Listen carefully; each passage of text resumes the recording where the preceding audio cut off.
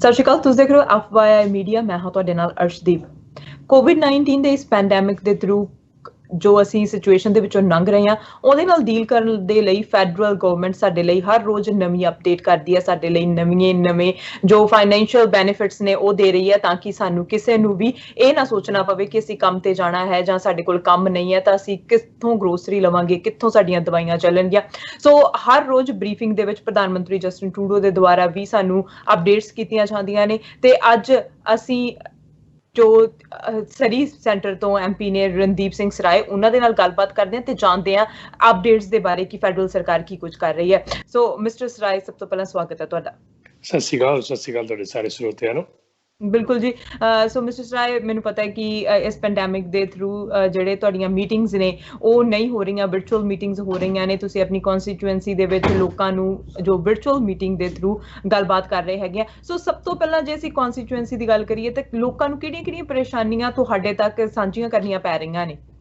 ਦੇਖੋ, ਮੋਸਟਲੀ ਟੈਕਨੀਕੀ ਕਹਿ ਲਓ ਪ੍ਰੋਬਲਮਸ ਜਿਹੜੀਆਂ ਉਹ ਇਸ ਵੇਲੇ ਸਾਹਮਣੇ ਕਰਨੀਆਂ ਪੈਂਦੀਆਂ। ਕਈ ਆਖੋ EIV ਤੇ ਸਰਵ ਬੈਨੀਫਿਟ ਦੋਨੇ ਕਿਤੇ ਅਪਲਾਈ ਹੋ ਗਏ, ਡਬਲ ਪੇਮੈਂਟ ਹੋ ਗਈ, ਉਹਨੂੰ ਰੈਕਟੀਫਾਈ ਕਰਨਾ ਤਾਂ ਕਿ ਅਗਲੇ ਮਹੀਨੇ ਦੇ ਜ਼ਰੂਰ ਆਵੇ। ਇਸ ਤਰ੍ਹਾਂ ਦੀਆਂ ਕੀ ਆਉਂਦੀਆਂ। ਕਈਆਂ ਦੇ ਸੀਗੇ ਕਿ ਉਹ ਕੁਆਲੀਫਾਈ ਨਹੀਂ ਕਰਦੇ ਸੀ ਸਰਟਨ ਪ੍ਰੋਗਰਾਮਸ ਲਈ।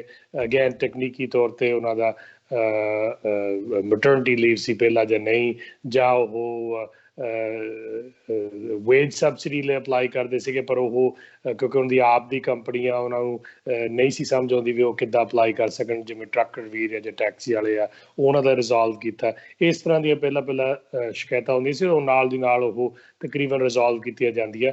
ਔਰ ਹੁਣ ਮੋਸਟਲੀ ਉਹੀ ਆ ਜਿਹੜੇ ਕਿ ਇੰਡੀਵਿਜੂਅਲ ਫਾਈਲਸ ਜਾਂ ਕੁਛ ਹਜੇ ਲੋਕ ਹੈਗੇ ਜਿਹੜੇ ਕਿ ਇੰਡੀਆ ਦੇ ਇੱਥੇ ਸਟਕ ਆ, ਉਹ ਸਾਨੂੰ ਸਭ ਤੋਂ ਜਾਣਕਾਰੀ ਲੈਣਾ ਚਾਹੁੰਦੇ ਵੀ ਕਿੱਥੇ ਜਾਣਾ, ਹਾਈ ਕਮਿਸ਼ਨਰ ਇੰਡੀਆ ਨੂੰ ਕਿਵੇਂ ਜਾਣਕਾਰੀ ਲੈਣੀ ਆ। ਉਸ ਤੋਂ ਇਲਾਵਾ ਹਜੇ ਵੀ ਜਿਹੜੇ ਕਈ PR ਹੈਗੇ ਆ ਇੰਡੀਆ ਦੇ ਵਿੱਚ, ਉਹਨਾਂ ਨੂੰ ਕਿਵੇਂ ਸਹਾਇਤਾ ਕਰਨੀ, ਜਾਂ ਕਈ ਜਿਹੜੀ ਨਹੀਂ ਮੰਗੀਆਂ ਸੀ ਅੱਗੇ ਫਲਾਈਟਾਂ ਹੁਣ ਚਾਹੁੰਦੇ ਆ, ਉਹਨਾਂ ਨੂੰ ਕਿਵੇਂ ਹੈਲਪ ਕਰੀਏ। ਇਸ ਤਰ੍ਹਾਂ ਦੀਆਂ ਵੱਖ-ਵੱਖ ਕਈਆਂ ਨੂੰ ਇੰਟਰਨੈਸ਼ਨਲ ਮਾਮਲੇ ਆ, ਕਈਆਂ ਨੂੰ ਇੱਥੇ ਲੋਕਲ ਡੋਮੈਸਟਿਕ ਮਾਮਲੇ, ਪਰ ਮੋਸਟਲੀ ਇਹ ਚੀਜ਼ਾਂ। ਬਾਕੀ ਜਾਣਕਾਰੀ ਲੈਣਾ ਚਾਹੁੰਦੇ ਕਦੋਂ ਸਲੋਲੀ ਇਕੋਨਮੀ ਖੁੱਲ ਰਹੀ ਹੈ, ਕੀ ਬਣ ਰਿਹਾ।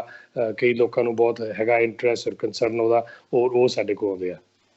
ਬਿਲਕੁਲ, ਅਸੀਂ ਗੱਲ ਕਰ ਰਹੇ ਹਾਂ ਕੰਸਰਨਸ ਦੀ ਕਿ ਲੋਕਾਂ ਨੂੰ ਕੰਸਰਨ ਹੈਗੇ ਕਿ ਕੀ ਕੁਝ ਹੋਵੇਗਾ, ਕਿਵੇਂ ਇਕੋਨਮੀ ਖੁੱਲੇਗੀ, ਪਰ ਕਨਫਿਊਜ਼ਨ ਵੀ ਹੈ ਨਾਲ। ਹੁਣ ਕਨਫਿਊਜ਼ਨ ਇਹ ਹੈ ਕਿ ਫਾਈਨੈਂਸ਼ੀਅਲ ਸਪੋਰਟ ਜਿਹੜੀ ਅਨਾਊਂਸ ਕੀਤੀ ਗਈ ਹੈ, ਬਹੁਤ ਤਰ੍ਹਾਂ ਦੀ ਸਪੋਰਟ ਹੈਗੀ ਹੈ। ਬਿਜ਼ਨਸਿਸ ਨੂੰ ਆ, ਲਾਰਜ ਬਿਜ਼ਨਸ ਨੂੰ ਆ, ਸਮਾਲ ਨੂੰ ਆ, ਪਰ ਲੋਕਾਂ ਨੂੰ ਇਹ ਨਹੀਂ ਪਤਾ ਕਿ ਸਾਡਾ ਬਿਜ਼ਨਸ ਨੂੰ ਅਸੀਂ ਸਮਾਲ ਕੈਟੇਗਰੀ 'ਚ ਲੈ ਕੇ ਜਾਈਏ, ਲਾਰਜ 'ਚ ਲੈ ਕੇ ਆਈਏ, ਕਿਹੜੀ ਅਸੀਂ ਫਾਈਨੈਂਸ਼ੀਅਲ ਸਪੋਰਟ ਲੈ ਸਕਦੇ ਹਾਂ ਗਵਰਨਮੈਂਟ ਦੇ ਵੱਲੋਂ।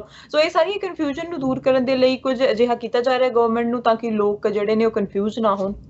ਦੇਖੋ, ਜਿਹੜਾ ਤਾਂ ਐਵਰੇਜ ਕੈਨੇਡੀਅਨ ਹੈ ਉਹਨੂੰ ਤਾਂ ਕਨਫਿਊਜ਼ਨ ਨਹੀਂ ਚਾਹੀਦੀ। ਉਹਨਾਂ ਦੇ ਤਾਂ ਬੈਨੀਫਿਟਸ, ਜੇ ਸਟੂਡੈਂਟ ਆ ਤਾਂ ਸਟੂਡੈਂਟ ਵਾਲੇ, ਜੇ ਸਰਵ ਆ ਕੰਮ ਕੀਤਾ ਅੱਗੇ, ਉਹਨਾਂ ਨੂੰ ਸਰਵ ਦੇ ਬੈਨੀਫਿਟਸ ਮਿਲਣੇ ਚਾਹੀਦੇ ਆ। ਜੇ ਉਹ ਕਿਸੇ ਲਈ ਕੰਮ ਕਰਦੇ ਆ, ਉਹ ਇੰਪਲੋਇਰ ਦੀ ਜ਼ਿੰਮੇਵਾਰੀ ਆ ਉਹਦੀ ਵੇਜ ਸਬਸਿਡੀ ਲੈਣੀ ਜਾਂ ਨਹੀਂ ਲੈਣੀ।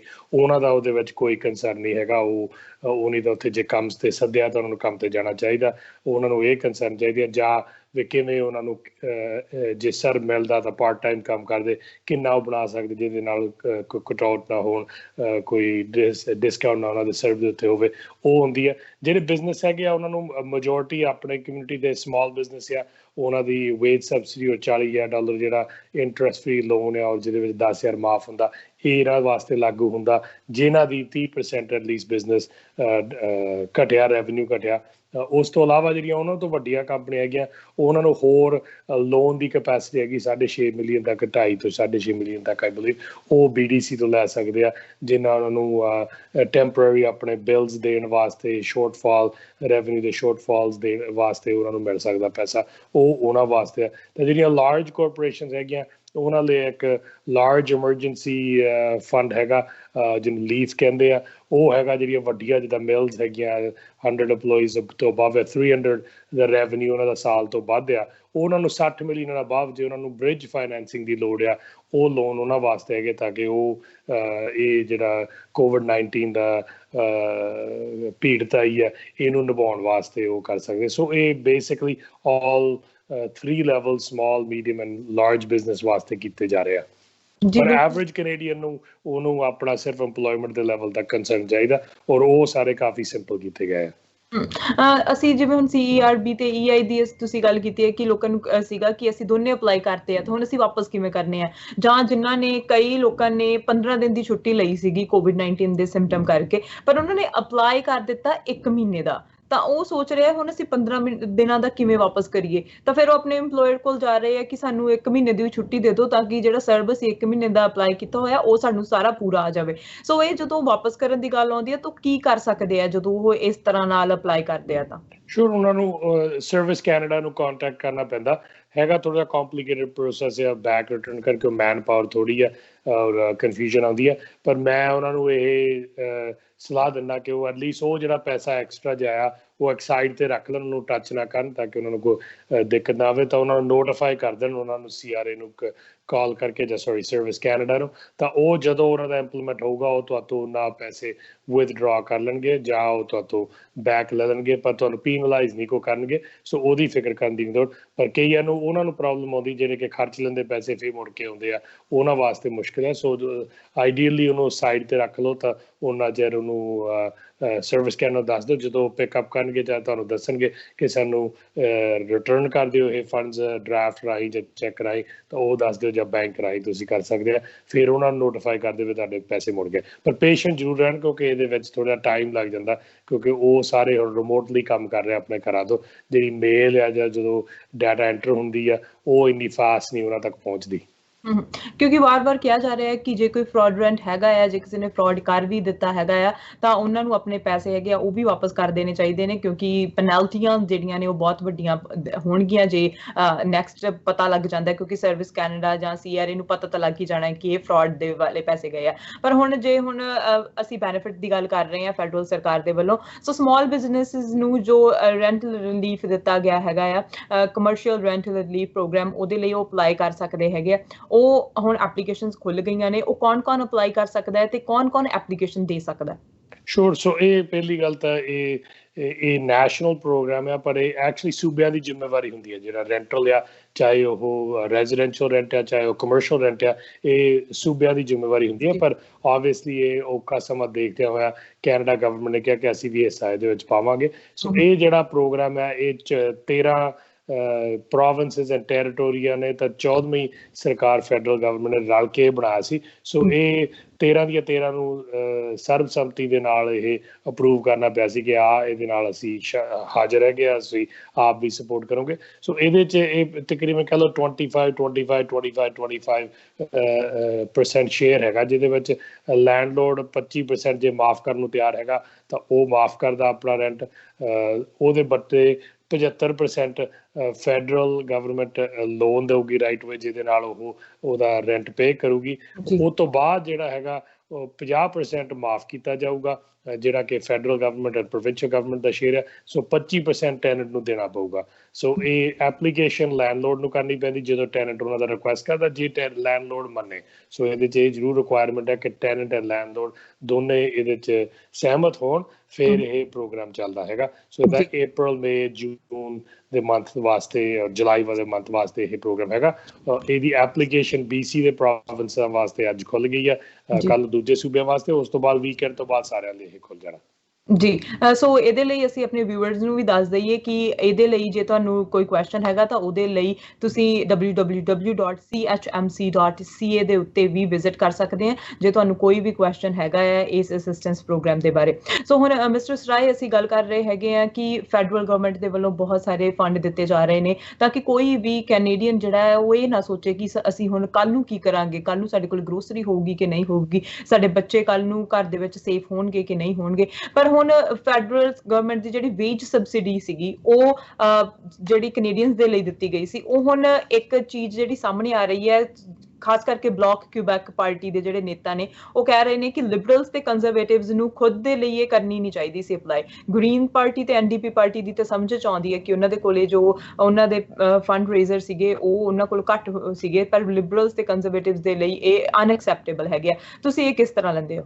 ਦੇਖੋ, ਇਹ ਪ੍ਰੋਗਰਾਮ ਸਾਰੇ ਕੈਨੇਡੀਅਨ ਵਾਸਤੇ ਬਣਾਇਆ ਗਿਆ। ਸੋ ਜਿੰਨੀਆਂ ਵੀ ਇਹ 'ਚ ਕੰਪਨੀਆਂ ਹੈਗੀਆਂ, ਜਿਹਨਾਂ ਵੀ ਕੰਪਨੀਆਂ ਨੂੰ 15 ਤੋਂ 30% ਦਾ ਲਾਸ ਹੋਇਆ, ਉਹਨਾਂ ਵਾਸਤੇ ਅਵੇਲੇਬਲ ਹੈਗਾ। ਉਹਦੇ ਵਿੱਚ ਰੈਵਨਿਊ ਲਾਸ ਜਿਹੜਾ ਹੈਗਾ ਉਹ ਸਾਰੀਆਂ ਪਾਰਟੀਆਂ ਨੂੰ ਇਸ ਵੇਲੇ ਹੋਇਆ, ਲਿਬਰਲਸ ਨੂੰ ਵੀ ਹੋਇਆ, ਕੰਸਰਵੇਟਿਵਸ ਨੂੰ ਵੀ ਹੋਇਆ, NDP ਨੂੰ ਵੀ ਹੋਇਆ, ਬਲਾਕ ਨੂੰ ਵੀ ਪ੍ਰੋਬਬਲੀ ਹੋਇਆ, ਗ੍ਰੀਨ ਪਾਰਟੀ ਨੂੰ ਵੀ ਹੋਇਆ। ਇਹ 'ਚ ਲਾਰਜਰ ਸਮਾਲ ਦੀ ਗੱਲ ਨਹੀਂ ਹੈਗੀ, ਇਹ 'ਚ ਉਹ ਹੈਗੇ ਕਿ ਕਿਹੜੇ ਕੰਪਨੀਆਂ ਨੂੰ ਰੈਵਨਿਊ ਦਾ ਲਾਸ ਹੋਇਆ 30% ਤੋਂ ਵੱਧ, ਔਰ ਉਹ ਐਲੀਜੀਬਲ ਹੈਗੀ ਆ, ਜਿਹਦੇ ਵਿੱਚ ਫਿਰ ਪਾਰਟੀਆਂ ਨੇ ਦੇਖਿਆ ਕਿ ਜੇ ਬਾਕੀ ਆਰਗੇਨਾਈਜੇਸ਼ਨਾਂ, ਚੈਰਿਟੀਜ਼ ਐਂਡ ਅਦਰ ਅਪਲਾਈ ਕਰ ਸਕਦੀਆਂ, ਉਹਨਾਂ ਦਾ ਰੈਵਨਿਊ ਲਾਸ ਹੋਇਆ, ਫਿਰ ਸਾਡਾ ਵੀ ਰੈਵਨਿਊ ਹੋਇਆ, ਉਹਨੇ ਵੀ ਅਪਲਾਈ ਕੀਤਾ। ਸੋ ਇਹ ਪਾਰਟੀਆਂ ਜਿਹੜੀਆਂ ਹੈਗੀਆਂ, ਈਵਨ ਦੋ ਅਸੀਂ ਉਹਨਾਂ ਦੇ ਨੁਮਾਇੰਦੇ ਹੈਗੇ ਆ, ਇੰਡੀਪੈਂਡੈਂਟ, ਉਹਨਾਂ ਦੇ ਆਪ ਦੇ ਆਪਰੇਸ਼ਨਸ ਜਿਹੜੇ ਆ ਉਹ ਆਪ ਡਿਸਾਈਡ ਕਰਦੇ, ਔਰ ਇਹਦੇ ਵਿੱਚ ਕੰਸਰਵੇਟਿਵ, ਲਿਬਰਲ ਔਰ NDP ਤਿੰਨਾਂ ਨੇ ਆਲਰੇਡੀ, ਜਿਨ੍ਹਾਂ ਦੇ ਮੈਨੂੰ ਜਾਣਕਾਰੀ ਹੈਗੀ ਕਿ ਨਹੀਂ ਅਪਲਾਈ ਕੀਤਾ, ਔਰ ਤਿੰਨੇ ਇਹਦਾ ਲਾਭ ਲੈ ਰਹੇ ਆ ਔਰ ਜਾਂ ਲੈਣਗੇ, ਤੇ ਮੇਰਾ ਖਿਆਲ ਦੂਸਰੀਆਂ ਪਾਰਟੀਆਂ ਵੀ ਇਹਦੀ ਲੈਣਗੇ। ਇਹ ਤਾਂ ਕਰਕੇ ਕੀਤਾ ਗਿਆ ਸੀਗਾ, ਪਰ ਇਹ ਸਾਰੇ ਕੈਨੇਡੀਅਨ ਵਾਸਤੇ, ਇਹ ਮਤਲਬ ਸਬਵੇ ਓਨਰ ਜਾਂ ਟਾਕੋ ਡੈਲਮਾਰ ਓਨਰ ਤੋਂ ਲੈ ਕੇ ਆਪਣੇ ਸੌ ਮਿਲਸ ਜਿਹੜੀਆਂ ਹੈਗੀਆਂ ਉਹ ਵੀ ਵੇਜ ਸਬਸਿਡੀ ਲੈ ਰਹੀਆਂ, ਆਲ ਦ ਵੇ ਅਪ ਟੂ ਏਅਰ ਕੈਨੇਡਾ ਵੀ ਲੈ ਰਹੀ ਸੀਗੀ। ਸੋ ਇਹ ਸਾਰਿਆਂ ਲਈ ਖੁੱਲ੍ਹਾ ਬਰਾਬਰ ਦੀ ਇਹ ਹੱਕ ਹੈਗਾ। ਇਹ ਨਹੀਂ ਕਹੇਗਾ ਕਿ ਇਕੱਲੀਆਂ ਵੱਡੀਆਂ ਕੰਪਨੀਆਂ ਨਹੀਂ। ਇਨਫੈਕਟ ਅਸੀਂ ਜਦੋਂ ਸ਼ੁਰੂ ਕੀਤਾ ਸੀ, ਅਸੀਂ ਛੋਟੀਆਂ ਕੰਪਨੀਆਂ ਲਈ ਸਾਰਾ ਕੁਝ ਪਹਿਲਾਂ ਸ਼ੁਰੂ ਕੀਤਾ, ਤੇ ਲਾਰਜ ਕੰਪਨੀਆਂ ਵਾਸਤੇ ਸਭ ਤੋਂ ਐਂਡ ਤੇ ਆ ਕੇ ਉਹਨਾਂ ਦੇ ਬੈਨੀਫਿਟ ਅਨਾਊਂਸ ਕੀਤੇ ਆ। ਬਿਲਕੁਲ, ਜਿੱਦਾਂ ਹੁਣ ਅਸੀਂ ਗੱਲ ਕਰ ਰਹੇ ਹੈਗੇ ਆ ਕਿ ਸਾਰਿਆਂ ਨੂੰ ਹੀ ਇਹ ਵੇਜ ਸਬਸਿਡੀ ਜਿਹੜੀ ਅਪਲਾਈ ਕੀਤੀ ਜਾ ਰਹੀ ਹੈਗੀ ਹੈ, ਨਾਲ ਹੁਣ ਸਟੂਡੈਂਟਸ ਨੂੰ ਵੀ ਜੋ ਬੈਨੀਫਿਟ ਦਿੱਤੇ ਜਾ ਰਹੇ ਨੇ, ਪਰ ਸਟੂਡੈਂਟਸ ਦੇ ਲਈ ਅਨਾਊਂਸਮੈਂਟਸ ਬਹੁਤ ਜ਼ਿਆਦਾ ਕੀਤੀਆਂ ਗਈਆਂ ਨੇ। ਸੋ ਸਟੂਡੈਂਟਸ ਨੂੰ ਕਿਹੜੇ ਸਟੂਡੈਂਟਸ ਕਿਹੜੀ ਜਿਹੜਾ ਬੈਨੀਫਿਟ ਹੈਗਾ ਉਹਦਾ ਫਾਇਦਾ ਲੈ ਸਕਦੇ ਨੇ? ਦੇਖੋ, ਸਟੂਡੈਂਟਾਂ ਨੂੰ ਦੋ ਹੈਗਾ, ਜੇ ਤਾਂ ਉਹਨੇ ਕੰਮ ਕੀਤਾ 15 ਸਾਲ ਤੋਂ ਉੱਪਰ ਆ ਉਮਰ, ਤਾਂ ਉਹਨੇ 5000 ਤੋਂ ਵੱਧ ਬਣਾਇਆ, ਉਹਨਾਂ ਨੂੰ ਸਰਵ ਬੈਨੀਫਿਟਸ ਵੀ ਮਿਲਦੇ ਆ ਜੇ ਉਹਨਾਂ ਨੂੰ ਮੂਹਰੇ ਨਹੀਂ ਕੰਮ ਮਿਲ ਰਿਹਾ ਜਾਂ ਕੰਮ ਤੋਂ ਛੁੱਟੀ ਦਿੱਤੀ ਜਾ ਰਹੀ ਹੈ। ਜੇ ਉਹ ਨਹੀਂ ਕਦੇ ਕੰਮ ਨਹੀਂ ਕੀਤਾ ਜਾਂ ਉਹ ਕੁਆਲੀਫਾਈ ਨਹੀਂ ਕਰਦੇ ਆ, ਜਿੰਨੇ ਵੀ ਸਟੂਡੈਂਟ ਇਸ ਸਾਲ 12ਵੀਂ ਕਰ ਰਹੇ ਆ ਤੇ ਗ੍ਰੈਜੂਏਟ ਹੋ ਜਾਣਾ ਜੂਨ ਤੋਂ ਬਾਅਦ, ਜਾਂ ਪੋਸਟ ਸੈਕੰਡਰੀ ਐਜੂਕੇਸ਼ਨ 'ਚ ਹੈਗੇ ਆ, ਉਹਨਾਂ ਨੂੰ $1250 ਮਿਲੂਗਾ ਗਰਮੀਆਂ ਦੇ ਮਹੀਨਿਆਂ ਵਾਸਤੇ, ਜਿੱਥੇ ਉਹਨਾਂ ਨੂੰ ਨੋਰਮਲੀ ਉਹਨੀ ਪਾਰਟ ਟਾਈਮ ਕੰਮ ਕਰਨਾ ਸੀਗਾ, ਉਹਦੇ ਬੱਟੇ ਪਾਰਟ ਟਾਈਮ ਨਹੀਂ ਮਿਲਣ ਦੀ ਆਸ ਮੂਹਰੇ, ਕਿਉਂਕਿ COVID-19 ਕਰਕੇ ਜੇ ਸਲੋਲੀ ਇਕੋਨਮੀ ਖੁੱਲ ਰਹੀ ਆ, ਉਹਨਾਂ ਨੂੰ ਸਪੋਰਟ ਦੇਣ ਵਾਸਤੇ ਇਹ 1250 ਦਿੱਤਾ ਗਿਆ। ਜਿਨ੍ਹਾਂ ਦਾ ਬੱਚਾ ਵੀ ਆ, ਕੋਈ ਹੋਰ ਹੈਗਾ, ਯੰਗ ਫੈਮਿਲੀ ਆ, ਉਹ ਉਸ ਟਾਈਪ ਆਫ ਸਟੂਡੈਂਟ ਪੈਰੈਂਟ ਨੂੰ 2000 ਵੀ ਦਿੱਤਾ ਜਾ ਰਿਹਾ, ਜਾਂ ਜਿਹਨਾਂ ਨੂੰ ਡਿਸੇਬਿਲਿਟੀ ਆ, ਉਹਨਾਂ ਨੂੰ ਕੋਈ ਕਿਸਮ ਦੀ ਡਿਸੇਬਿਲਿਟੀ ਹੈਗੀ, ਉਹਨਾਂ ਨੂੰ 2000 ਦਿੱਤਾ ਜਾ ਰਿਹਾ। ਇਸੇ ਤਰ੍ਹਾਂ ਜਿਹੜੀ ਗ੍ਰਾਂਟਸ ਹੁੰਦੀਆਂ ਇਹਨਾਂ ਨੂੰ ਯੂਨੀਵਰਸਿਟੀ ਪੜ੍ਹਨ ਵਾਸਤੇ ਗ੍ਰਾਂਟਸ ਆ, ਉਹ ਵਧਾਈਆਂ ਹੈਗੀਆਂ, ਉਹ ਐਕਸਟਰਾ ਇਹਨਾਂ ਨੂੰ ਮਿਲੂ ਜਾਊਗੀਆਂ, ਤਾਂ ਕਿ ਜਦੋਂ ਪੜ੍ਹਨ ਜਾਣਗੇ ਸੈਪਟੈਂਬਰ ਦੇ ਵਿੱਚ ਜਾਂ ਸਮਰ ਸਮੈਸਟਰ 'ਚ, ਉਹਨਾਂ ਨੂੰ ਫਾਈਨੈਂਸ਼ੀਅਲੀ ਸਪੋਰਟ ਦਿੱਤੀ ਜਾਊਗੀ। ਸੋ ਇਹਦੇ ਨਾਲ ਕਾਫੀ ਫਾਇਦਾ ਹੈਗਾ ਸਟੂਡੈਂਟ ਵਾਸਤੇ ਵੀ ਤੇ ਯੂਨੀਵਰਸਿਟੀਆਂ ਵਾਸਤੇ ਵੀ, ਤੇ ਕਾਲਜ ਜਿਨ੍ਹਾਂ ਨੇ ਪ੍ਰੋਡਿਕਸ਼ਨ ਆਪਣੀ ਕਰਨੀ ਆ ਸੈਪਟੈਂਬਰ 'ਚ ਵੀ, ਕਿੰਨੇ ਅਸੀਂ ਪ੍ਰੋਫੈਸਰ ਹਾਇਰ ਕਰਨੇ, ਕਿੰਨੀਆਂ ਫੈਸਿਲਿਟੀਆਂ ਕਰਨੀਆਂ, ਕਿੰਨੇ ਸਟੂਡੈਂਟ ਹੋਣੇ। ਸੋ ਇਹ ਹਰ ਪੱਖੋਂ ਉਹਨਾਂ ਦੀ ਸਹਾਇਤਾ ਵਾਸਤੇ। ਔਰ ਅਸੀਂ ਆਲਸੋ ਟਿਪਕ ਵੀ ਦੇਖਦੇ ਕਿ ਜਿਹੜੇ ਨੌਜਵਾਨ ਲੋਕ ਹੈ, ਈਵਨ ਦੋ ਨੌਜਵਾਨ ਯੰਗ ਏਜ, ਇਹਨਾਂ ਨੂੰ ਐਂਗਜ਼ਾਇਟੀ ਵੀ ਬਹੁਤ ਹੋ ਜਾਂਦੀ, ਕਿਉਂਕਿ ਇਹਨਾਂ ਦਾ ਸਾਰਾ ਫਿਊਚਰ ਉਸੇ ਉਮਰ ਦੇ ਵਿੱਚ ਇਹ ਦੇਖਦੇ ਆਵੇ। ਜੇ ਹੁਣ COVID-19 ਕਰਕੇ ਇਹ ਸਟ੍ਰੈਸ ਹੋ ਜਾਣ ਕਿ ਸਾਨੂੰ ਪਤਾ ਨਹੀਂ ਮੂਹਰੇ ਪੜ੍ਹਨ ਵੀ ਜਾ ਹੋਣਾ, ਮੇਰੇ ਕੋਲ ਜੌਬ ਨਹੀਂ ਹੈਗੀ ਆ, ਸਮਰ ਦੇ ਵਿੱਚ ਮੈਂ ਪੜ੍ਹੂੰਗਾ ਕਿੱਦਾਂ, ਉਸ ਤੋਂ ਬਾਅਦ ਮੈਨੂੰ ਪਤਾ ਨਹੀਂ ਜੌਬ ਮਿਲਣੀ ਮੇਰੇ ਫੀਲਡ ਕਿ ਨਹੀਂ, COVID-19 ਨੇ ਬਹੁਤ ਜੌਬ ਲਾਸ ਕੀਤਾ, ਉਹਨਾਂ ਦੀ ਐਂਗਜ਼ਾਇਟੀ ਨੂੰ ਵੀ ਥੋੜ੍ਹਾ ਜਿਹਾ ਹੱਲ ਪਾਉਣ ਵਾਸਤੇ ਇਹ ਮੈਜਰਸ ਕੀਤੇ ਗਏ ਆ। ਜੀ, ਸਟੂਡੈਂਟਸ ਦੇ ਨਾਲ ਹੁਣ ਇੱਕ ਕੰਸਰਨ ਇਹ ਸੀਗਾ ਜਿਹੜੇ ਟੈਂਪਰੇਰੀ ਰਹਿ ਰਹੇ ਹੈਗੇ ਆ। ਹੁਣ ਏਅਰ ਇੰਡੀਆ ਤੋਂ ਫਲਾਈਟ ਤਾਂ ਜਿਹੜੀ ਚਲਾਈ ਜਾ ਰਹੀ ਹੈ ਕਿ ਜਿਹੜੇ ਇੰਡੀਆ ਦੇ ਲੋਕ ਸੀਗੇ ਉਹ ਜਾ ਰਹੇ ਨੇ ਆਪਣੀ ਕੰਟਰੀ ਦੇ ਵਿੱਚ ਵਾਪਸ, ਕਿਉਂਕਿ ਹੁਣ ਉੱਥੇ ਵੀ ਲੋਕਡਾਊਨ ਦੇ ਕਰਕੇ ਫਲਾਈਟ ਨਹੀਂ ਜਾ ਰਹੀਆਂ, ਫਲਾਈਟਸ ਕਿਤੇ ਵੀ ਨਹੀਂ ਜਾ ਰਹੀਆਂ। ਪਰ ਜਿਹੜੇ ਇੱਥੇ ਟੈਂਪਰੇਰੀ ਰਹਿ ਰਹੇ ਆ ਉਹਨਾਂ ਨੂੰ ਔਖਾ ਹੋ ਰਿਹਾ ਹੈਗਾ ਆ ਕਿ ਉਹ ਆਪਣੇ ਖਰਚੇ ਕਿਵੇਂ ਤੋਰਨ। ਕੀ CER ਵੀ ਉਹਨਾਂ ਦੇ ਲਈ ਵੀ ਐਲੀਜੀਬਲ ਹੋ ਸਕਦੇ ਨੇ, ਜਾਂ ਉਹਨਾਂ ਦੇ ਲਈ ਕੋਈ ਫੰਡਿੰਗ ਪ੍ਰੋਵਾਈਡ ਕੀਤੀ ਜਾ ਰਹੀ ਹੈ? ਨਹੀਂ, ਉਹਨਾਂ ਵਾਸਤੇ ਨਹੀਂ ਹੈਗਾ। ਜਿਹੜੇ ਟੈਂਪਰੇਰੀ ਫੋਰਨ ਵਰਕਰ ਹੈਗੇ, ਇੱਥੇ ਪ੍ਰੋਪਰ SIN ਨੰਬਰ ਲੈ ਕੇ ਵਰਕ ਪਰਮਿਟ ਦਾ ਕੰਮ ਕਰਦੇ, ਉਹਨਾਂ ਦਾ ਕੰਮ ਟੁੱਟ ਗਿਆ ਹੋਵੇ, ਉਹਨਾਂ ਵਾਸਤੇ ਸਰਵ ਹੈਗੇ ਆ। ਜਿਹੜੇ ਹੋਰ ਫੋਰਨਰ ਆ, ਜੇ ਉਹ ਇੱਥੇ ਵਿਜ਼ਿਟ ਕਰਨ ਆਏ ਤਾਂ ਨਹੀਂ ਵਾਪਸ ਜਾਣਾ, ਉਹਨਾਂ ਦੀ ਸਰਕਾਰ ਦੀ ਜ਼ਿੰਮੇਵਾਰੀ ਹੁੰਦੀ ਉਹਨਾਂ ਦਾ ਖਰਚ ਵਰਚ ਦੇਖਣ ਵਾਸਤੇ। ਜਿਵੇਂ ਕੈਨੇਡਾ ਨੇ ਸਟੂਡੈਂਟ ਲੋਨ ਦਿੱਤੇ ਸੀ, ਟਰੈਵਲ ਲੋਨ ਦੇ ਸਟਕ ਸੀਗੇ, ਉਹਨਾਂ ਨੂੰ ਨਜ਼ਰ ਫਾਈਨੈਂਸ਼ੀਅਲ ਹੈਲਪ ਚਾਹੀਦੀ, ਇਹ ਉਹਨਾਂ ਦੀ ਕੰਟਰੀ ਦੀ ਜ਼ਿੰਮੇਵਾਰੀ। ਪਰ ਕੈਨੇਡਾ ਫਿਰ ਵੀ ਇਸ ਤਰ੍ਹਾਂ ਦਾ ਮੁਲਕ ਹੈ ਜਿੱਥੇ ਕਿਸੇ ਵੀ ਭੀੜ ਦੀ ਹੈਲਪ ਕਰਦਾ। ਸੋ ਸਾਡੇ ਹੋਰ ਚੈਰਿਟੀਆਂ ਜਿਹੜੀਆਂ ਹੈਗੀਆਂ, ਜਿਵੇਂ ਸਾਡੇ ਗੁਰੂ ਘਰ ਮੰਦਿਰ ਹੈਗੇ ਆ, ਮਸਜਿਦਾਂ ਹੈਗੀਆਂ, ਇਸੇ ਤਰ੍ਹਾਂ ਹੋਰ ਕੈਨੇਡਾ ਫਾਊਂਡੇਸ਼ਨ ਆ, ਵੈਨਕੂਵਰ ਫਾਊਂਡੇਸ਼ਨ, ਰੈੱਡ ਕਰਾਸ ਆ, ਇਹ ਟਾਈਪ ਆਫ ਆਰਗੇਨਾਈਜੇਸ਼ਨ ਉਹਨਾਂ ਵਿਜ਼ਟਰਾਂ ਨੂੰ ਤੇ ਵੀ ਸਹਾਇਤਾ ਕਰ ਰਹੀ ਹੈ। ਸੋ ਉਹ ਉਹਨਾਂ ਨੂੰ ਰੀਚ ਆਊਟ ਕਰ ਸਕਦੇ ਤਾਂ ਕਿ ਜੇ ਉਹਨਾਂ ਨੂੰ ਲੋੜ ਦੀ ਹੈਗੀ ਹੈ ਲੋੜ। ਪਰ ਜਨਰਲੀ ਸਭ ਤੋਂ ਫਸਟ ਉਹਨਾਂ ਨੂੰ ਅਪਰੋਚ ਆਪਣੇ ਕਾਉਂਸਲ ਜਨਰਲ, ਆਪਣੇ ਹਾਈ ਕਮਿਸ਼ਨਰਸ ਨੂੰ ਰਿਪੋਰਟ ਕਰਨਾ ਕਿ ਅਸੀਂ ਇੱਥੇ, ਅਸੀਂ ਜਲਦੀ ਜਾਣਾ ਮੰਗਦੇ, ਕੀ ਸਾਨੂੰ ਭੀੜ ਤੇ ਆ, ਕੀ ਸਾਡੀ ਪ੍ਰੋਬਲਮ ਹੈਗੀ ਆ, ਉਹਦੇ ਬੇਸਿਸ ਤੇ ਵੀ ਉਹਨਾਂ ਦੀ ਕੰਟਰੀ ਉਹਨਾਂ ਦੀ ਸਹਾਇਤਾ ਕਰ ਸਕਦੀ ਹੈ, ਔਰ ਜਲਦੀ ਤੋਂ ਜਲਦੀ ਉਹਨਾਂ ਨੂੰ ਜਿਹੜੀਆਂ ਉਹਨਾਂ ਦੀਆਂ ਰੀਪੇਟਰੀਏਸ਼ਨ ਫਲਾਈਟਾਂ ਜਿਵੇਂ ਇੰਡੀਆ ਨੇ ਸ਼ੁਰੂ ਕੀਤੀਆਂ, ਉਹਨਾਂ ਦੇ ਉੱਤੇ ਉਹ ਲਿਆ ਸਕਦੇ ਆ। ਤੇ ਜਿਹੜੇ ਹੈਗੇ ਇੱਥੇ ਜਿਨ੍ਹਾਂ ਨੂੰ ਕੋਈ ਕੰਮ ਦੀ ਲੋੜ ਆ ਉਹ ਵਰਕ ਉਹ ਹੁਣ ਫਲੈਗ ਪੋਲਿੰਗ ਤੁਸੀਂ ਬਾਰਡਰ ਤੇ ਤਾਂ ਨਹੀਂ ਜਾ ਸਕਦੇ, ਪਰ ਤੁਸੀਂ ਆਨਲਾਈਨ ਅਪਲਾਈ ਕਰਕੇ ਆਪਣਾ ਵਰਕ ਪਰਮਿਟ ਲਈ ਅਪਲਾਈ ਕਰ ਸਕਦੇ ਜੇ ਉਹਨਾਂ ਨੂੰ ਇੱਥੇ ਕੋਈ ਜੌਬ ਆਫਰ ਕਰਦਾ। ਸੋ ਇਹ 3-4 ਮੀਨਸ ਹੈਗੇ ਜਿਹਦੇ ਨਾਲ ਫੋਰਨਰ ਨੂੰ ਸਹਾਇਤਾ ਹੋ ਸਕਦੀ ਹੈ। ਬਿਲਕੁਲ। ਤੇ ਨਾਲ ਹੁਣ ਜੇ ਅਸੀਂ ਸੀਨੀਅਰਸ ਦੀ ਗੱਲ ਕਰ ਲਈਏ, ਸਾਡੇ ਕੈਨੇਡਾ ਦੇ ਵਿੱਚ ਸੀਨੀਅਰ ਨੇ ਜਾਂ ਕਿਤੇ ਵੀ ਸੀਨੀਅਰ ਨੇ, ਉਹਨਾਂ ਦੇ ਉੱਤੇ ਇਹ ਪੈਂਡੈਮਿਕ ਜਿਹੜਾ ਇਹ ਉਹ ਜ਼ਿਆਦਾ ਭਾਰੂ ਹੈ ਕਿਉਂਕਿ ਸੀਨੀਅਰਸ ਦੀ ਮੌਤ ਹੋ ਰਹੀ ਹੈ ਇਹਨਾਂ ਦੇ ਨਾਲ। ਤੇ ਹੁਣੇ ਹੀ ਜਿਹੜੀ ਇੱਕ ਰਿਪੋਰਟ ਆਈ ਹੈਗੀ ਹੈ ਮਿਲਟਰੀ ਦੇ ਵੱਲੋਂ, ਓਨਟੇਰੀਓ ਦੇ ਵਿੱਚ ਮਿਲਟਰੀ ਜਿਹੜੀ ਕੇਅਰ ਹੋਮਸ ਦੇ ਵਿੱਚ ਕੰਮ ਕਰ ਰਹੀ ਹੈਗੀ, ਉਹਨਾਂ ਵੱਲੋਂ ਰਿਪੋਰਟ ਆਈ ਹੈ ਕਿ ਸੀਨੀਅਰਸ ਦਾ ਉਸ ਲੈਵਲ ਦੇ ਉੱਤੇ ਧਿਆਨ ਨਹੀਂ ਰੱਖਿਆ ਜਾ ਰਿਹਾ। ਹੁਣ ਇਹ ਨਹੀਂ ਪਤਾ ਕਿ ਇਹ ਉਹਨਾਂ ਦੀ ਗਲਤੀ ਹੈ, ਜਿਹੜੇ ਉੱਤੇ ਕੰਮ ਕਰ ਰਹੇ ਆ ਉਹਨਾਂ ਦੀ ਗਲਤੀ ਹੈ। ਸੋ ਇਹ ਰਿਪੋਰਟ ਦੇ ਵਿੱਚ ਆਇਆ ਕਿ ਸੀਨੀਅਰਸ ਦੀ ਦੇਖਭਾਲ ਨਹੀਂ ਹੋ ਰਹੀ। ਸੋ ਸੀਨੀਅਰ ਦੇ ਲਈ ਜਾਂ ਜਿਹੜੇ ਸੀਨੀਅਰ ਡਿਸੇਬਿਲਟੀ ਵਾਲੇ ਆ ਉਹਨਾਂ ਦੇ ਲਈ ਫੈਡਰਲ ਸਰਕਾਰ ਕੀ ਮਦਦ ਕਰ ਰਹੀ ਹੈ, ਕੀ ਕੁਝ ਉਹਨਾਂ ਦੇ ਲਈ ਬੈਨੀਫਿਟ ਆ ਰਹੇ ਨੇ?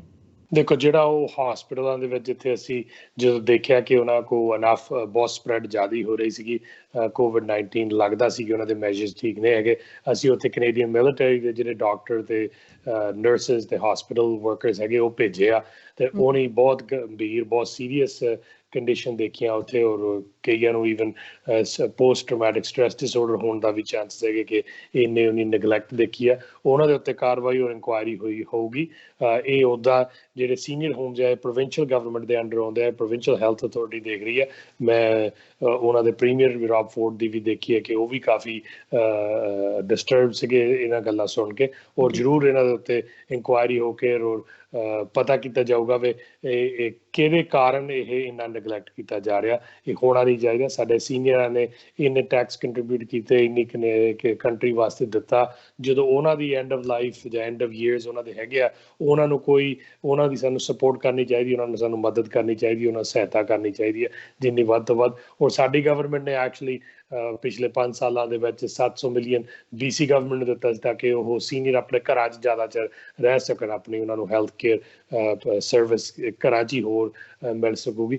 ਔਰ ਉਸ ਦੇ ਨਾਲ ਅਸੀਂ ਤਦੇ ਸਾਰੇ ਤਕਰੀਬਨ 6 ਮਿਲੀਅਨ ਸੀਨੀਅਰਸ ਨੂੰ ਜਿਹੜਾ $300 ਓਲਡ ਏਜ ਸਿਕਿਉਰਿਟੀ ਦਾ ਦਿੱਤਾ ਜਾ ਰਿਹਾ, ਔਰ ਜਿਹੜੇ ਵੀ GIS ਲੈ ਰਹੇ ਆ ਉਹਨਾਂ ਨੂੰ 200 ਵਨ ਟਾਈਮ ਪੇਮੈਂਟ ਵੀ ਦਿੱਤੀ ਜਾ ਰਹੀ ਹੈ, ਸੋ 500 ਇਹ ਦਿੱਤਾ ਜਾ ਰਿਹਾ। ਇਸ ਦੇ ਨਾਲ ਆਮ ਤੌਰ 'ਤੇ ਜਿਹੜੇ GIS ਵਾਲੇ ਹੈਗੇ ਆ ਉਹ ਸਾਰਿਆਂ ਨੂੰ GST ਕ੍ਰੈਡਿਟ ਵੀ ਮਿਲਦਾ, ਉਹਦੇ ਵਿੱਚ ਵੀ ਉਹਨਾਂ ਨੂੰ $300 ਸਿੰਗਲ ਨੂੰ, ਤੇ 500 ਮੇਰੇ ਖਿਆਲ $10 ਹੈਗੇ ਆ ਜਿਹੜੇ ਕਿ ਕਪਲ ਨੂੰ ਮਿਲ ਰਿਹਾ। ਸੋ ਇਹ ਕੰਬਾਈਨਡ ਜਿਹੜਾ ਹੈਗਾ ਇਹ ਐਕਚੁਅਲੀ ਕਾਫੀ ਸਿਗਨੀਫਿਕੈਂਟ ਅਮਾਊਂਟ ਹੈਗਾ ਸੀਨੀਅਰ ਵਾਸਤੇ। ਔਰ ਅਸੀਂ ਆਸ ਕਰਦੇ ਕਿ ਜਦੋਂ ਬਜਟ ਦਾ ਟਾਈਮ ਆਊਗਾ ਉਦੋਂ ਜਿਹੜੀਆਂ ਬਾਕੀ ਵੀ ਇਹਨਾਂ ਨਾਲ ਪ੍ਰੋਮਿਸ ਕੀਤੇ ਆ ਉਹ ਵੀ ਉਸ ਟਾਈਮ ਤੇ ਕੀਤੇ ਜਾਣਗੇ।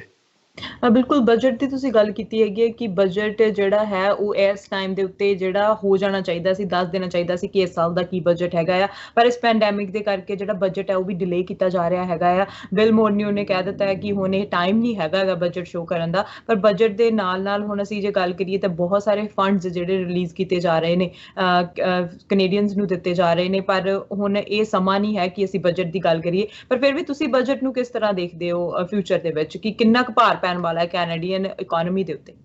ਦੇਖੋ, ਬਜਟ ਜਿਹੜਾ ਸਾਡਾ ਜਿਹੜਾ ਜਿਵੇਂ ਆਪਾਂ ਘਰ ਦਾ ਬਜਟ ਜਦੋਂ ਆਪਾਂ ਗੁੱਡ ਟਾਈਮਸ ਹੁੰਦੇ ਆਪਾਂ ਬਜਟ ਕਰਦੇ ਵੀ ਇੰਨਾ ਮੋਰਗੇਜ ਨੂੰ ਦੇਣਾ, ਇੰਨਾ ਆਪਣਾ ਗਰੋਸਰੀ ਦਾ ਖਰਚਾ, ਇੰਨਾ ਕਾਰ ਦਾ ਖਰਚਾ, ਇੰਨਾ ਮੂਹਰੇ ਆਉਣਾ ਆ, ਇੰਨੀ ਆਮਦਨ ਆ, ਮੇਰੀ ਪੇ ਰੇਜ ਸਾਡਾ ਕਲੈਕਟਿਵ ਬਾਰਗੇਨ ਅਗਰੀਮੈਂਟ ਅਗਲੇ ਸਾਲ ਹੋਣਾ ਇੰਨਾ, ਤਾਂ ਤੁਸੀਂ ਉਹਦੇ ਨਾਲ ਬਣਾ ਸਕਦੇ ਆ। ਜਦੋਂ ਕਿਤੇ ਆਪਣੇ ਫੈਮਿਲੀ 'ਚ ਭੀੜ ਆ ਜਾਵੇ, ਕੋਈ ਰਾਈਟ ਵੇ ਸੱਟ ਲੱਗ ਜਾਵੇ ਜਾਂ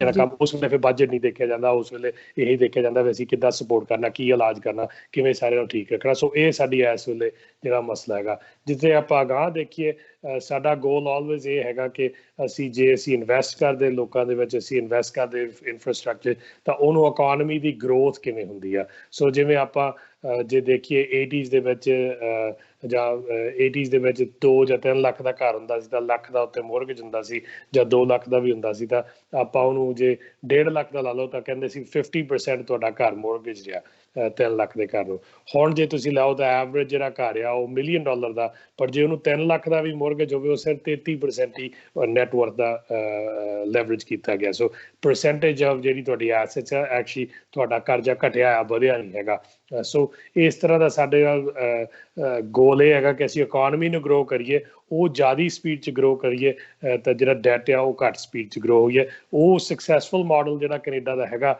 ਜਿਹਦੇ ਕਰਕੇ ਅਸੀਂ G7 ਦੇ ਵਿੱਚ ਸਾਰਿਆਂ ਤੋਂ ਜਿਹੜੀਆਂ 7 ਵੱਡੀਆਂ ਕੰਟਰੀਆਂ ਦੁਨੀਆ ਦੀਆਂ ਉਹਨਾਂ ਸਭ ਤੋਂ ਘੱਟ ਸਾਡਾ ਡੈਟ ਰੇਸ਼ੀਓ ਟੂ GDP ਹੈਗਾ।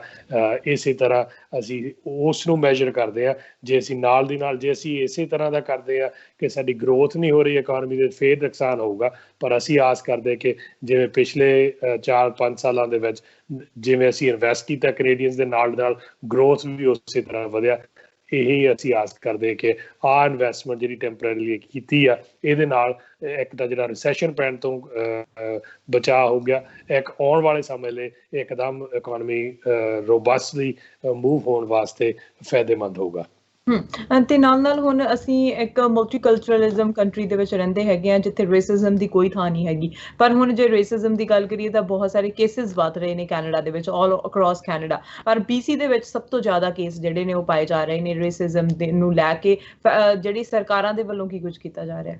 ਦੇਖੋ, ਸਾਡੇ ਕੋਲ ਜਿਹੜੀਆਂ ਖਾਸ ਕਰਕੇ ਕਮਿਊਨਿਟੀਆਂ ਜਿਵੇਂ ਏਸ਼ੀਅਨ ਲੋਕ ਹੈਗੇ ਜਿਨ੍ਹਾਂ ਨੂੰ ਇਸ ਵੇਲੇ ਜ਼ਿਆਦਾ ਡਿਸਕ੍ਰਿਮੀਨੇਸ਼ਨ ਹੋ ਰਹੀ ਆ, ਅਸੀਂ ਉਹਨਾਂ ਦੇ ਨਾਲ ਖੜੇ ਆ। ਉਹਨਾਂ ਵਾਸਤੇ ਫੰਡਿੰਗ ਵੀ ਆ, ਉਹਨਾਂ ਵਾਸਤੇ ਈਵਨ ਉਹਨਾਂ ਦੀਆਂ ਮੁਸ਼ਕਿਲਾਂ ਪੁੱਛ ਰਹੇ ਵੀ ਕਿਵੇਂ ਅਸੀਂ ਹੈਲਪ ਕਰ ਸਕਦੇ ਆ ਤਾਂ ਕਿ ਜ਼ੀਰੋ ਟੋਲਰੈਂਸ ਹੋਵੇ ਉਹਨਾਂ ਵਾਸਤੇ। ਇਹ ਜਿਵੇਂ ਤੁਸੀਂ ਕਿਹਾ ਸਾਡੇ ਕੈਨੇਡਾ ਦੇ ਵਿੱਚ ਕੋਈ ਕਿਸੇ ਵੀ ਮੂਲ ਦਾ, ਕਿਸੇ ਵੀ ਭੇਸ ਦਾ ਜਾਂ ਕਿਸੇ ਵੀ ਧਰਮ ਦੇ ਵਿਅਕਤੀ ਨੂੰ ਕਦੇ ਵੀ ਡਿਸਕ੍ਰਿਮੀਨੇਟ ਕਰਨ ਦੇ ਵਿੱਚ ਜ਼ੀਰੋ ਟੋਲਰੈਂਸ ਹੈਗੀ ਸਾਡੀ ਕੰਟਰੀ। ਸੋ ਸਾਨੂੰ ਆਪ ਵੀ ਚੇਤਨ ਰਹਿਣਾ ਚਾਹੀਦਾ ਜਦੋਂ ਅਸੀਂ ਬੱਸਾਂ 'ਤੇ ਜਾਂਦੇ ਹਾਂ ਜਾਂ ਅਸੀਂ ਕੰਮ 'ਤੇ ਜਾਂਦੇ ਹਾਂ ਜਾਂ ਮਾਲ ਜਾਂਦੇ ਹਾਂ, ਜੇ ਕੋਈ ਕਿਸੇ ਨੂੰ ਇਸ ਤਰ੍ਹਾਂ ਹਰਾਸ ਕਰਦਾ ਤਾਂ ਉਹਦੇ ਨਾਲ ਖੜੇ ਹੋ, ਉਹਨੂੰ ਕੰਡੈਮ ਕਰੋ ਜਿਹੜਾ ਕਰਦਾ ਇਸ ਤਰ੍ਹਾਂ ਬੋਲਦਾ, ਤਾਂ ਕਿ ਉਹਨਾਂ ਨੂੰ ਵੀ ਹੌਸਲਾ ਮਿਲੇ। ਬਹੁਤ ਵਾਰੀ ਉਹ ਹੋਰ ਜਿਹੜਾ ਵੱਧ ਘੱਟ ਬੋਲਦਾ ਜਾਂ ਡਿਸਕ੍ਰਿਮੀਨੇਸ਼ਨ ਕਰਦਾ ਜਾਂ ਰੇਸਿਸਟ ਰਿਮਾਰਕਸ ਕਰ ਰਿਹਾ, ਉਹ ਤਾਂ ਇੱਕ ਚੀਜ਼ ਆ ਤਾਂ ਬੰਦਾ ਸਾਹਮਣਾ ਕਰ ਲੈਂਦਾ। ਪਰ ਜਦੋਂ ਆਲੇ ਦੁਆਲੇ ਦੇਖਦਾ ਕਿ ਮੇਰੀ ਕੋਈ ਮਦਦ ਲਈ ਨਹੀਂ ਕੋਈ ਆ ਰਿਹਾ, ਮੇਰੇ ਕੋਲ ਨਾਲ ਬੋਲ ਨਹੀਂ ਰਿਹਾ, ਉਹ ਹੋਰ ਵੀ ਦੁੱਖ ਮਹਿਸੂਸ ਹੁੰਦਾ। ਸੋ ਉਹਨਾਂ ਦੇ ਨਾਲ ਸਹਾਇਤਾ ਕਰਨੀ, ਉਹ ਠੰਡ ਪੈ ਜਾਂਦੀ। ਉਹਨਾਂ ਨੂੰ ਇਹ ਵੀ ਹੁੰਦਾ ਕਿ ਹਾਂ ਕੈਨੇਡੀਅਨ ਵੈਸਟ ਮੈਜੋਰਟੀ ਜਿਹੜੇ ਇਹ ਨਹੀਂ ਬਲੀਵ ਕਰਦੇ ਆ।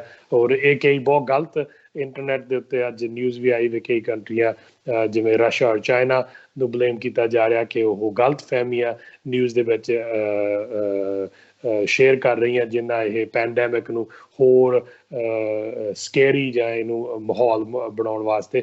ਔਰ ਇਸ ਤਰ੍ਹਾਂ ਦੀਆਂ ਅਮਰੀਕਾ ਦੇ ਵਿੱਚ ਜਾਂ ਹੋਰ ਵੀ ਹੋਣਗੀਆਂ ਜਿਹੜੀਆਂ ਨਸਲਵਾਦੀ ਗਰੁੱਪਸ ਹੈਗੇ ਜਿਹੜੇ ਇਹਨੂੰ ਗਲਤ ਤਰੀਕੇ ਨਾਲ ਸ਼ੇਅਰ ਕਰ ਰਹੇ। ਸੋ ਇਹਦਾ ਖਿਆਲ ਰੱਖਣਾ ਸਾਡਾ ਕੰਮ ਹੈਗਾ। ਅਸੀਂ ਉਹਨਾਂ ਨੂੰ ਰੀਚ ਕੀਤਾ ਜਿਹੜੀਆਂ ਔਰਗਨਾਈਜੇਸ਼ਨਾਂ ਜਿਨ੍ਹਾਂ ਨੂੰ ਮਦਦ ਚਾਹੀਦੀ ਆ ਵੀ ਜਿਸ ਤਰ੍ਹਾਂ ਹਰ ਪ੍ਰਕਾਰ ਦੀ, ਚਾਹੇ ਅਵੇਅਰਨੈਸ ਤਾਈਂ ਚਾਹੇ ਸਾਡੇ ਨਾਲ ਆ ਕਿ ਅਸੀਂ ਉੱਥੇ ਜ਼ਰੂਰ ਜਾਈਏ, ਉਹਨਾਂ ਨੂੰ ਦਿਖਾ ਲਈਏ ਕਿ ਅਸੀਂ ਉਹਨਾਂ ਦੇ ਨਾਲ ਹੈਗੇ।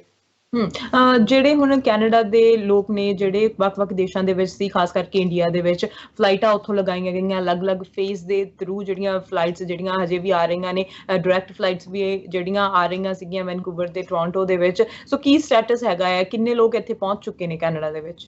ਸ਼ੋਰ, ਸੋ ਸਾਡਾ ਐਕਚੁਅਲੀ ਵਰਲਡ ਵਾਰ 2 ਤੋਂ ਬਾਅਦ ਸਭ ਤੋਂ ਵੱਡਾ ਇਹ ਰੀਪੇਟਰੀਏਸ਼ਨ ਹਿੰਮਤ ਹੋਈ ਆ, ਜਿੱਥੇ ਇੰਡੀਆ ਦੇ ਵਿੱਚੋਂ ਖਾਸ ਕਰਕੇ ਅਸੀਂ 12,700 ਸਾਡੇ ਸਿਟੀਜ਼ਨ ਐਂਡ PR ਲਿਆਂਦੇ ਗਏ ਆ। 38 ਸਾਡੀਆਂ ਫਲਾਈਟਾਂ ਕੀਤੀਆਂ ਗਈਆਂ ਜਿਹਦੇ ਉੱਤੇ ਉਹ ਸਾਰੇ ਆਏ ਇੱਥੇ ਆ।